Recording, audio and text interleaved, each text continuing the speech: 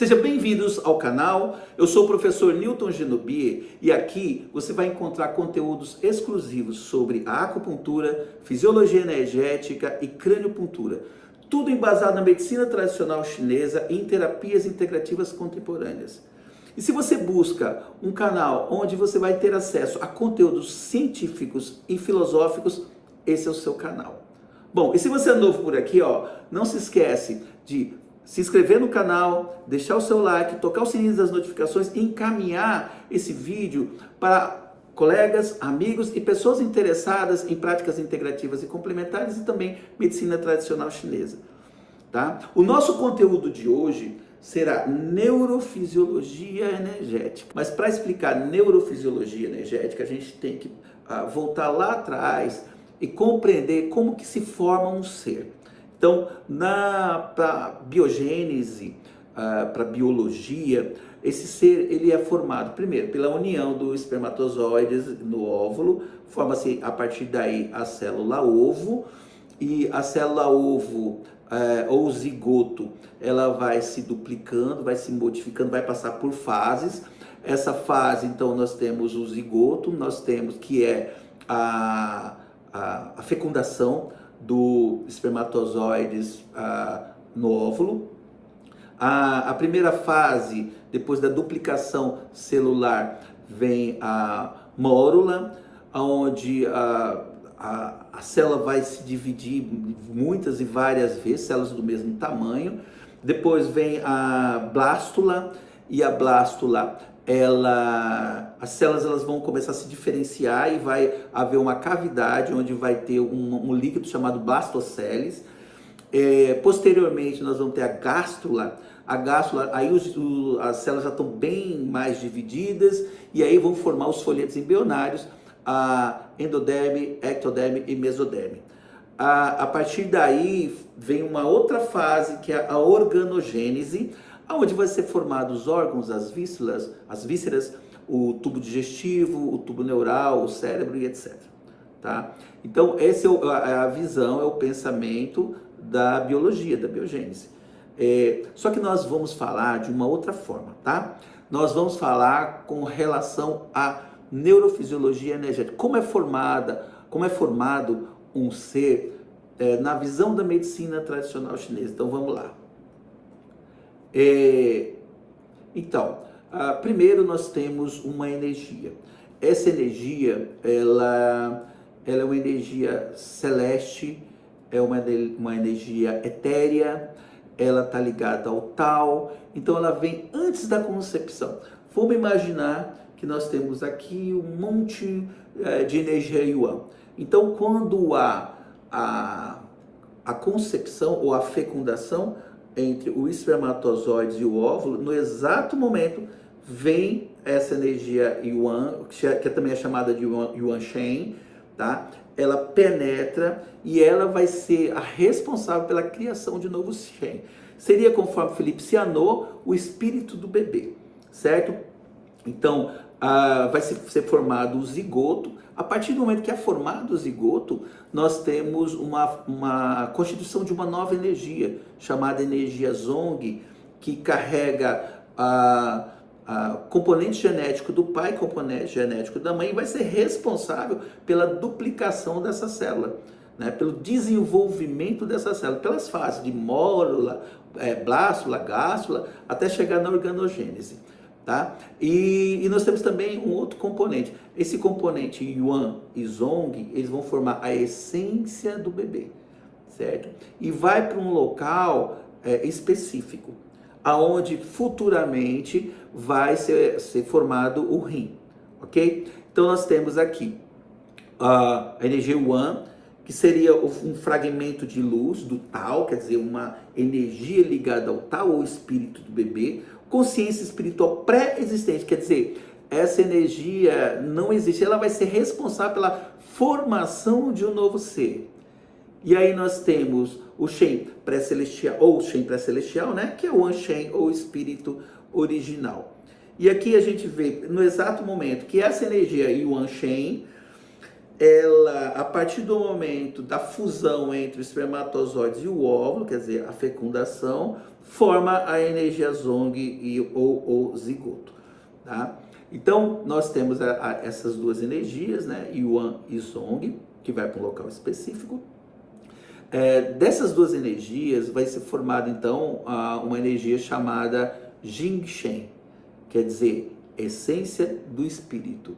E na organogênese, com o desenvolvimento desse embrião, vai ser formado o coração. E aí o coração vai começar a bater. A partir do momento que o coração começa a bater, o sangue começa a circular. Junto com esse sangue, vai esse Jing-Shen, quer dizer, a essência do espírito.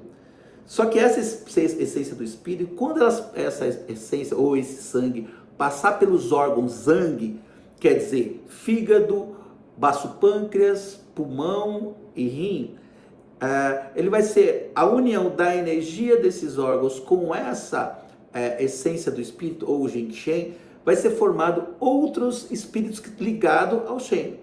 Então, por exemplo, no fígado vai ser formado o Hum, no baço pâncreas o I, no pulmão o Po e no rim o Zi, certo? E esses espíritos, eles serão responsáveis pelo desenvolvimento das estruturas, dos órgãos dos sentidos, enfim, como a gente aprende na fisiologia, vai ser responsável pelas estruturas desse novo ser, do bebê.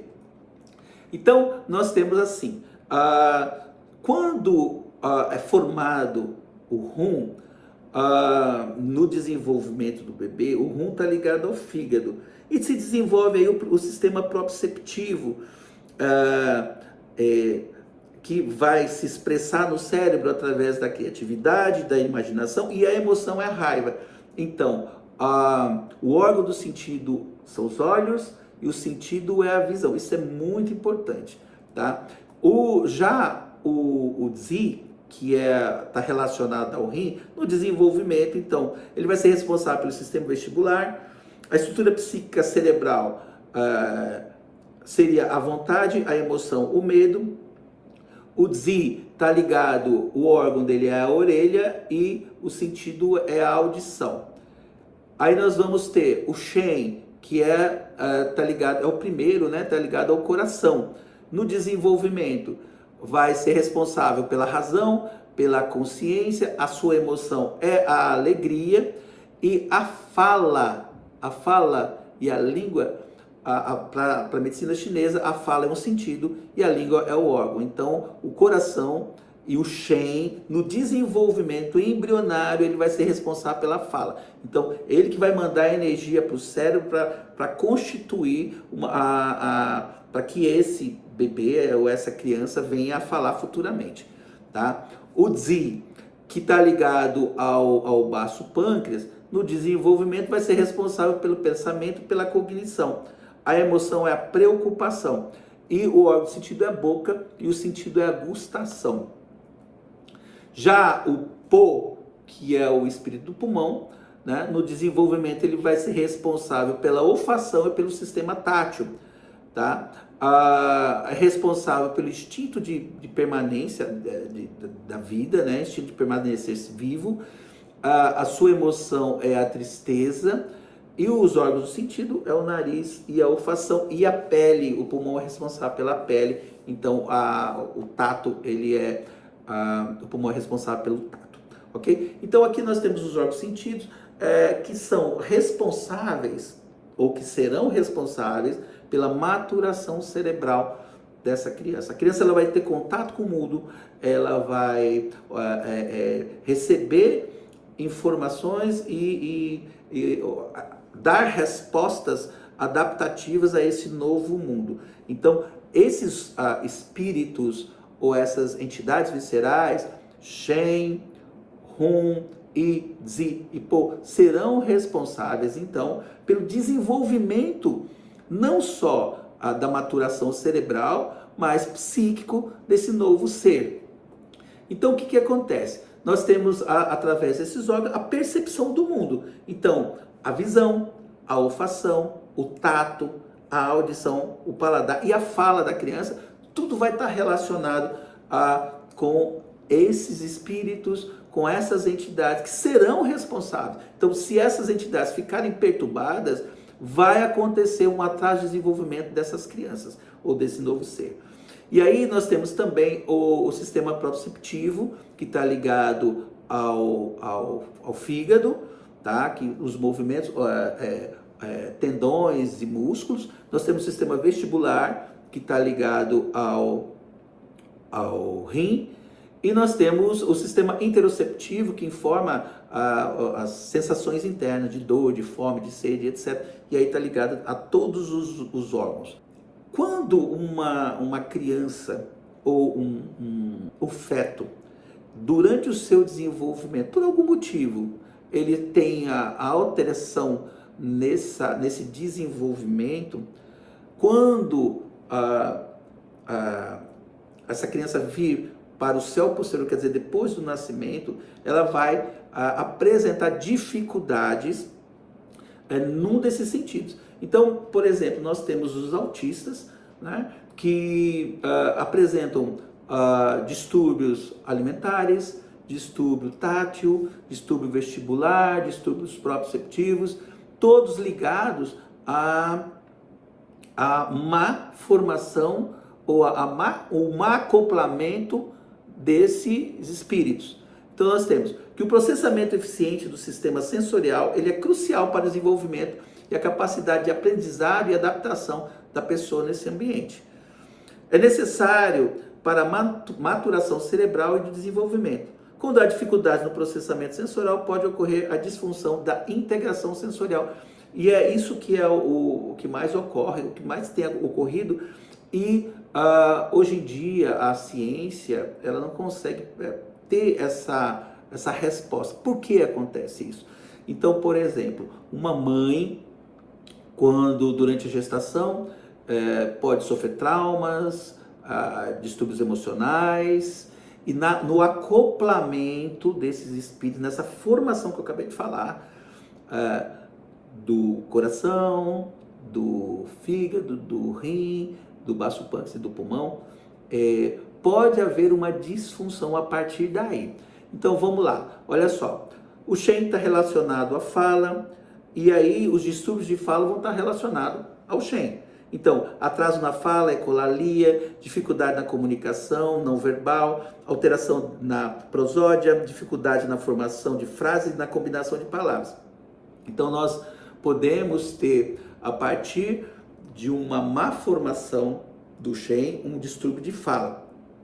Também, se houver uma alteração, como é que nós vamos tratar? Então, o tratamento contemporâneo faz o quê? Faz a reabilitação, a terapia de reabilitação. Porém, nós temos que harmonizar o Shen. Então, estímulos internos para harmonizar o coração, que vai ser responsável por distúrbios da fala. Então nós temos atuação como acupuntura, fitoterapia, que vai harmonizar o Shen interno, e os estímulos da reabilitação externa vai equilibrar de melhor forma essa criança, esse paciente. Aí nós temos os distúrbios do RUM. O RUM, ele está ligado à propriocepção e à visão. Então, se houver alterações na formação desse espírito, a criança, após o nascimento, pode ter distúrbios relacionados à propriocepção. São distúrbios proprioceptivos, como dificuldade de coordenação motora, consciência corporal reduzida, uso inadequado da força, preferência por atividades que proporcionam estímulos proprioceptivos, comportamentos repetitivos. Então, aquela criança que fica se movimentando o tempo inteiro com comportamentos estereotipados.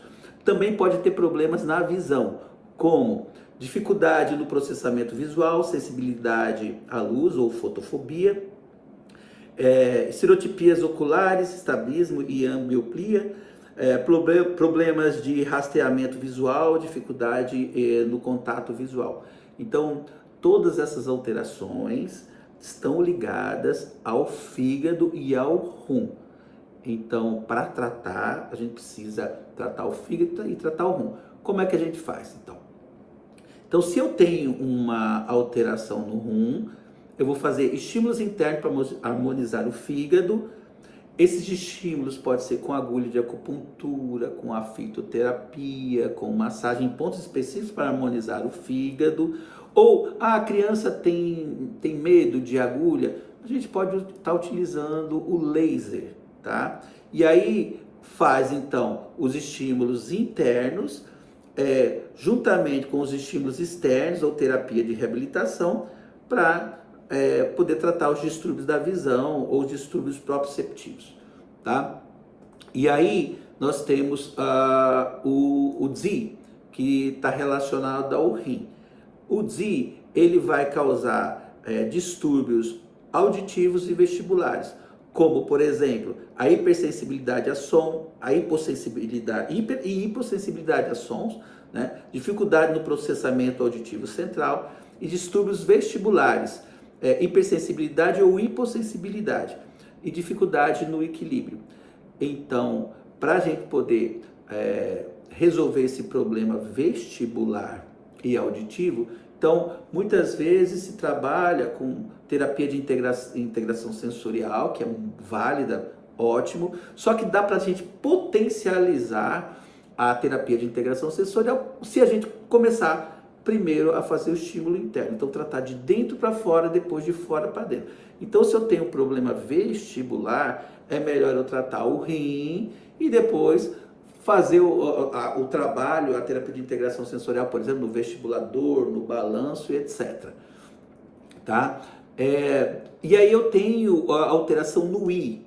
O I está ligado ao baço pâncreas, que está ligado ao sistema digestivo. Isso é muito, muito, muito comum e é muito importante.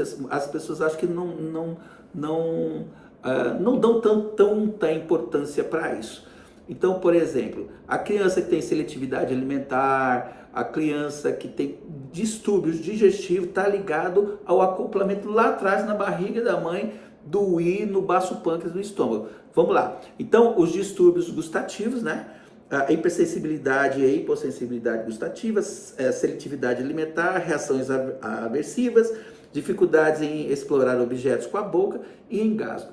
Tudo isso está ligado ao mau acoplamento do I, que é o espírito do baço pâncreas, ou a energia, vamos falar de energia, que acopla no baço pâncreas durante a gestação, por N problemas, por preocupação, por medo, por traumas da mãe, que vai influenciar essa criança no seu desenvolvimento, tá? E aí nós temos o tratamento do I.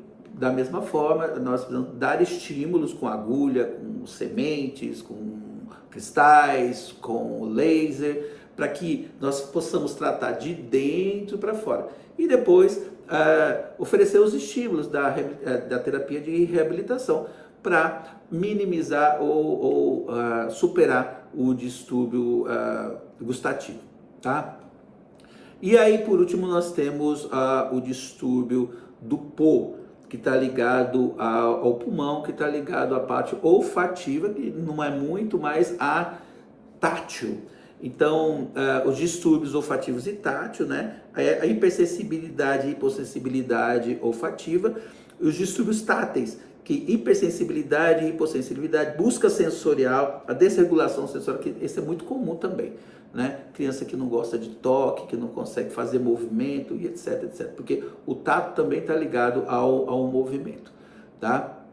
E para tratar o POO, da mesma forma, precisamos fazer o estímulo para harmonizar o POO, assim, juntamente com a terapia de reabilitação, a gente pode oferecer um melhor suporte para essas crianças. A neurofisiologia energética, ela é muito importante, porque ela descreve um caminho diferenciado de tratar e de ver o tratamento. É um tratamento diferenciado, uma forma diferenciada de observar a dificuldade, não vou nem falar doença, a dificuldade, os transtornos dessas crianças que têm um atraso de desenvolvimento. Então, a ciência ocidental, ela descreve a biologia do desenvolvimento com precisão anatômica e genética. Então, nós temos ali com precisão, né, com microscópio, com estudos, Já a medicina tradicional chinesa revela a dimensão energética e espiritual da formação humana. O cérebro é o sistema nervoso, o cérebro e o sistema nervoso são moldados tanto pela herança genética quanto pela energia ancestral. Então, o cérebro ele é constituído por essa energia ancestral e pela essência, né? E pelo espírito. Então, nós temos que compreender essa formação de uma forma diferenciada. A compreensão do ser humano exige uma visão multidimensional do corpo. Quer dizer, corpo, mente, espírito e energia. Então, essa visão ela é importante porque hoje nós buscamos somente o tratamento neurológico, o tratamento medicamentoso. Mas esse tratamento energético para essas crianças é muito pouco utilizado. Então, assim, eu gostaria de finalizar essa nossa primeira aula. Claro que a gente vai dar um andamento, nós vamos falar sobre tratamento, pontos de crânio, que é muito utilizado. A crâniopuntura é muito utilizada, principalmente, por exemplo, para o tratamento do autismo, seletividade alimentar, a hipersensibilidade tátil, enfim, todos os componentes dos fatores sensoriais para a maturação cerebral, para um bom desenvolvimento, a gente pode fazer com crâniopuntura e com acupuntura. Isso vai ser num novo vídeo, para não ficar muito longo esse vídeo. Então, agradeço muito a presença de vocês aqui, e vou deixar só um pensamento. Aonde a ciência termina, a sabedoria começa. E quando ambas caminham juntas, o cuidado floresce. Então, um pensamento diferenciado pode indicar um caminho que nós possamos seguir de forma justa para ajudarmos pessoas a se desenvolverem melhor.